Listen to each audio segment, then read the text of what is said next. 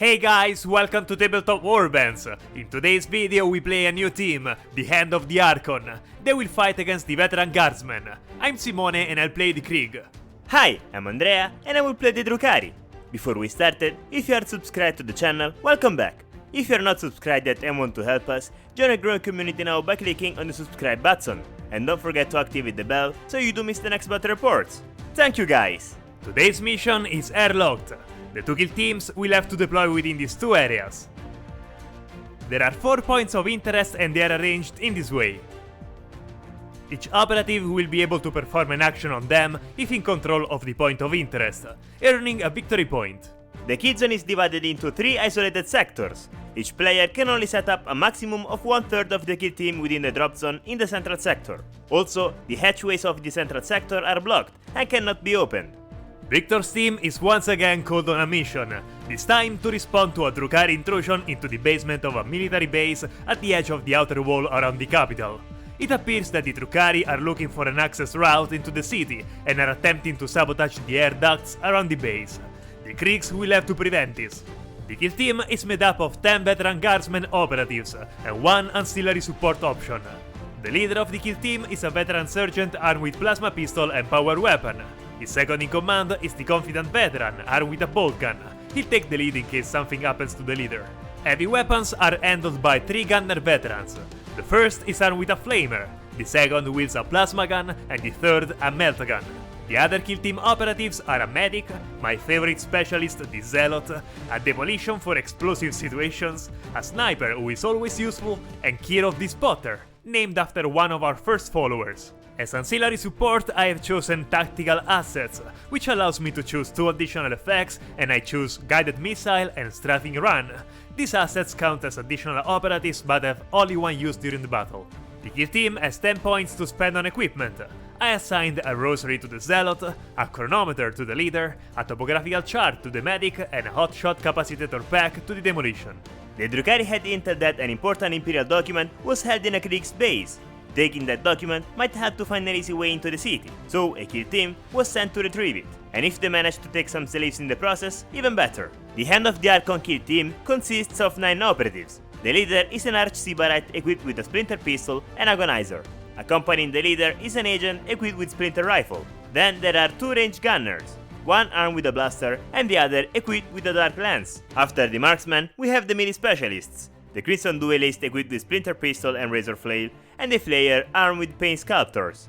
The next operative is the disciple of Yaelindra, and he is equipped with a weird weapon, the Stinger pistol. It has no ballistic skill, but deals mortal damage based on the target's saves characteristic. And finally, the 2 support operatives, the Elixicant, which gives the possibility to ignore wounds at 6 to each member of the kill team thanks to the combat drugs, and the Skysplinter assassin with his faithful bird, who can manage to eliminate even the most hidden targets. As additional equipment, I gave Toxin coating to Duellist, Flayer and Disciple, which gives them the additional rule Lethal 5+. Then I gave Wicked Blade to the Disciple to increase his melee attacks by 1, and I also gave him the Kabalite banner to help him control objectives. Unfortunately, being the defender, I had to deploy all my models first, and Andrea used his advantage to deploy everything to one side. His hope is to win in the center of the kill zone and secure at least one lateral sector. I have deployed my leader along with the spotter, the plasma and the medic on the left side. They will not be able to participate in the fights, it seems. In the center, I've deployed the zealot, the demolition and the flamer. They are all models capable of controlling the area. On the right instead, I've deployed the sniper, the confidant and the melt gun. They will have a lot of work to do. Deploying second, I decided to place the 3 strongest operatives in close combat in the central sector, the Duellist, the Flayer and the Disciple. Then I deployed the rest of the team on the side where there are fewer enemies, in order to secure at least one side of the battlefield. It's time to do the scouting phase. Each of us chooses a number of dice equal to the corresponding number of the choice, 1 for Fortify, 2 for Infiltrate and 3 for Recon. Grey dice for the Krieg and blue dice for the Drukhari. We both chose Recon. This means that the initiative goes to the attacker, the Drukhari. I start with the dash and move the sniper a little bit to the right. Namira uses the dash at her disposal to reach the door in front of her. Thanks to the topographical chart that I assigned to the medic, I can carry out a second scouting action, and I decide to place a barrier in the center to limit Andrea's movements in that area. Barton, my leader, is really cunning. and if in the strategic phase I pass the first opportunity to play a strategic ploy, I gain 1 command point. And since I don't need to use them, I gain a command point. In the strategy phase, my leader Victor gives the order move, move, move, adding 1 movement triangle to the models around him. Then I use a command point for Into the Breach. Each model of my kill team that is inside the drop zone can do a free dash. One by one, I decide to move all of my models to bring them to a more advanced position and covered from enemy fire. Especially on the right side, I need to keep them as safe as possible and limit the damage. I doubt I can win in that sector, but if I can take out several Drukhari, it wouldn't be bad. The central part will be my main focus of the battle, and the key to winning the game is to be able to control that area. On the left side, however, all they have to do is to perform the mission action on that point of interest. Thanks to the Skysplinter Assassin's ability Omen, I can select an enemy operative and make him reroll all the 6s he make when attacking or defending. I chose the Sniper. Firefight phase. The first operative to activate is my gunner Victoria. She uses movement and dash to reach the pipes in front of her. Patrick the Flamer opens the door and moves into the room, in a good position that allows him to control the movements of the enemies that will enter shortly. Kate, with movement and dash, goes behind her friend. I decide to use the strafing run asset, using the sniper as a point of view. I choose an enemy target, in this case the Drukhari furthest to the side, and then I place a marker on the kill zone. Any models that are crossed by the line between the chosen target, himself included, and the marker are hit, and I must roll the dice to each one of them. 6 shots at 4+ on the 3 Drukhari, starting with the chosen target. If I had done all 3s, it would have been more fun. Saving with 4+. I guess he's safe. We move on to the second model in line, another 6 attacks at 4+ on the leader. Oh, this dice roll goes way better, right on the leader. Saving again with 3 dice at 4+. Nope, rerolling with a command point. Better. 7 wounds through to ignore at 6 thanks to the Elixicant's combat drugs. 2 wounds ignored. These drugs are powerful, but guys, don't do drugs at home. They're bad. I agree. Last model, 6 dice at 4+ on him too. Not bad, for a hit. Last one to save with 3 dice at 4+. Just one saved again, ignoring the wounds at 6. 3 wounds ignored. Both the Elixicant and the leader are left with 4 wounds. The Elixicant, also known as Gregory, activates and hits the 3+1 wounds to the leader with the action Administer Drag. Rolling the d3, 2. 2 wounds healed total. Then Gregory moves closer to the wall. Tess, the sniper, aims her rifle at the same Drukhari targeted earlier and fires. 4 shots at 2+. All shots hit, perfect! Saving with 3 dice at 4+. All saved, but still 3 wounds pass through. Rolling 3 dice at 6 to ignore. 2 wounds ignored, 7 wounds left to Norman. With the second action, Tess uses the dash to move into cover. Norman moves forward and then goes on guard, waiting for some enemies to show up. Al-Assar the Demolition moves forward and enters the room, coming near the broken pipe. Once there, he decides to plant a mine on the other side, a small surprise to the arriving Drukhari. Then, thanks to his ability, he can do a free dash back to get himself out of the range of the possible explosion. Barton uses movement and dash and goes beside the gunner. Kirov the Spotter has no one to spot, so move and dash to the opposite side of the kill zone. Namira opens the door and reaches the barrier inside the room. Hector the Plasma Gun doesn't want to leave his partner alone and joins the Spotter. Kriegs moves forward but remains hidden behind the hatch. Victor doesn't want to be left behind and decides to move over and see what's going on over there. Sabine uses her movement to exit the door and then uses her ability Torment Grenade on the enemy flamer. I roll a dice and on a 2+, he is injured and will suffer 2 wounds at the end of every round. Rolling the d6. 1. Of course. Wow, that was close! Now it's the turn of the Zealot, who moves forward reaching the broken pipe. Then sees the Disciple and fires on him. 4 shots at 4+. 2 hits successful. Saving with 3 dice at 4+. Just a 6. 2 wounds to ignore at 6. 1 wound ignored. 7 wounds left to Sabine. Since Luther can't see the enemies, he uses movement and dash to reach a better position. Alexander the Medic has enough movement to reach the pipes and positions himself in control of the point of interest. Andrea has no one in sight or with an engaged order, so it's my turn again, and I decide to move the Confidant. Raphael reaches the corner of the wall and leans in to look for an enemy to shoot.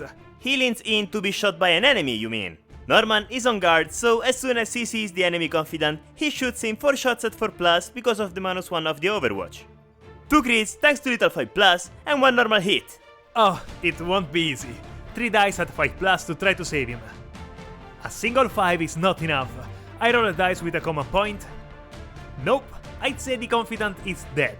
And not only that, I spend 1 command point for the tactical ploy Devious Scheme. The next time you try to reroll with a command point, you'll spend an additional command point. Well, something tells me I won't be using a dice reroll again. Goodbye, Raphael. Now, since I eliminated an enemy operative, I can reveal the TACOP Slave Run. Every time an enemy operative dies, I place a slave token where that model died. And at the end of the game, I gain victory points based on how many slaves I captured. Then, having eliminated an enemy with 5+ wounds, Norman gains a pain token. The confidant's death cannot go unpunished. The Meltagun Arthur moves to where his colleague was and looks for the closest enemy within 6 inches to shoot at, which just so happens to be the opposing leader. 4 shots at 4+ on him, accompanied by a cry of anger. And it worked! Double critical hit! That's 6 additional mortal wounds! Ouch! I guess Barton is dead. This turn was okay. I lost the leader, but Simone is left with only 2 operatives in the right sector, so who cares? I am upset for the fail of the Disciple though. She needed to roll 2+, and obviously she rolled a 1. I already know that the Flamer will be problematic. I just hope to win the initiative the next turn. As I expected, the situation isn't the brightest. I'm playing with 4 models less and it's not easy at all. In the central sector, however, at least for the moment, I'm managing to control the situation. My goal on the right flank is just to create as much damage as possible, and killing the enemy leader is definitely a good hit. Winning initiative in the next round would be even better. Rolling for initiative? Sadly that's a 2. Yep, mine too. The initiative is yours. In the strategy phase, I spend 1 command point for the strategic ploy Blade Artists, which gives all my operatives melee weapon the rule Rending. It's always a good time for a nice barbecue. Patrick moves forward and reaches the center of the room. Once he gets close enough to the 2 Drukhari, he opens fire with his flamethrower on them. Both are hit. Let's start with the first one, 5 shots at 2+. All hit! Burn baby, burn! Saving at 4+. 2 save. 6 wounds to ignore at 6. Not even 1. Second Drukhari, again 5 shots at 2+. And hit them all again! Saving again with 3 dice at 4+. Just a 6. Rerolling 1 with a command point. Better. Ignoring again 6 wounds at 6. And again, none. 1 wound left to the Disciple and 2 to the Duellist, and both injured. Namira charges both the Zealot and the Demolition Specialist and uses her ability Crimson Assault to fight twice, starting with the Demolition, 4 attacks at 3+ because of the injury. Just 2 critical hits thanks to the special rule Rending. The Demolition fights, making 3 attacks at 4+. Only 2 normal attacks. Namira starts the fight defending with the dice, and thanks to her ability Flail, she can parry 2 dice instead of 1, and deals damage with the crit. I hoped to eliminate him, but the dice decided otherwise. Second attack on the Zealot, 4 dice at 3+. 3 crits thanks to Rending. The Zealot is ready to fight and makes 3 attacks at 4+. Oh, does anyone need a 5? Well, since Simone hit every dice, I won with the first 6. The Zealot is equipped with a Rosary, which allows her to ignore wounds suffered from a single dice, and decides to ignore these wounds. Then Yenne attacks, doing damage to the Drukhari. Ignoring wounds with 6, I need to save at least 1. Nope, Namira is so unlucky. The Demolition was left with only 2 wounds and is injured, but is still alive. Free from combat, the Zealot can now fire at the other Drukhari in the room, making 4 shots at 4+. 1 critical hit. Pity, only 1. Saving with 3 dice at 4+. Double 6! She's still alive! After firing, Yenne moves behind the tanks. Sabine moves closer to the Demolition and shoots him with her pistol. She makes 5 attacks. For each one, she deals 3 mortal wounds, and for every 4 or less, she deals a mortal wound. 8 mortal wounds total. With 8 mortal wounds, the Demolition should be, well, demolished. But I use a command point for deploy in Death Atonement. The model isn't eliminated until the end of the next activation, and doesn't count as injured. Alsar, you still have a mission to complete. First, the Demolition performs the mission action on the point of interest next to him, earning 1 victory point. Then he shoots the Drukhari who killed him to take him to hell. 4 shots at 4+. 2 hits! Sabine is in cover, so she saves one automatically. Need to save the other one with 2 dice at 4+. Nope. Ignoring the wounds with 6. Neither. Sabine leaves the battlefield. You may go in peace now, Alastar. You have done your duty with honor. The Emperor is pleased. Luther activates and shoots the enemy meltagun, making 4 shots at 3+. Oh, I see. 1 hit. With penetration -2, I can only save with a dice at 5, unfortunately. And it's not even saved. 6 wounds sustained, so only 1 wound left and he's injured. Arthur scrambles to shoot the enemy gunner before being targeted again by the Drukhari. 4 shots at 5+ for the injury. 1 successful hit. The Drukhari is in cover, this means that he automatically saves the shot. Sad and injured, Arthur limps back for cover. Victoria moves forward to have the enemy sniper in full sight, and then shoots in 4 shots at 3+. Hitting 3, and with -2 penetration, Simone can't save him. Tess has been taken out of action, likely to be taken as a prisoner. The medic is next to the point of interest and takes the opportunity to carry out the action of the mission, earning another victory point. Norman moves forward, and as soon as the meltagun is in sight, he shoots him 4 shots at 3+. Hitting with 2 crits and a normal hit. Norman's on fire today. Arthur tries to save with 3 dice at 5+. I need 2 6s and a 5 to save him. No, definitely not. The last Krieg on my right flank has been eliminated. And Norman gains another pain token. Victor is impatient and begins pacing back and forth waiting to hear from the rest of his team. Kriegs changes his order in engage and charges the Flamer, then fights making 4 attacks at 3+. Rerolling both the 3 and the 1 thanks to the rule Relentless. Thanks to little 5+ and rending, that's 3 crits and 1 normal hit. Patrick has 3 attacks at 4+ to make. Great! 1 critical attack and 1 normal. Kriegs starts the fight and parries the Flamer's crit. The Flamer inflicts the damage with 5. And Kriegs eliminates the enemy, ignoring the 2 wounds with 6. Nope, 2 wounds through and a pain token gained. With the Flamer out of the game, now everything is in the hands of the Zealot. Kate moves closer to the tank, ready to do the mission action. Having remained the 2 models in the central sector, we go directly to round 3 to see how the game ends.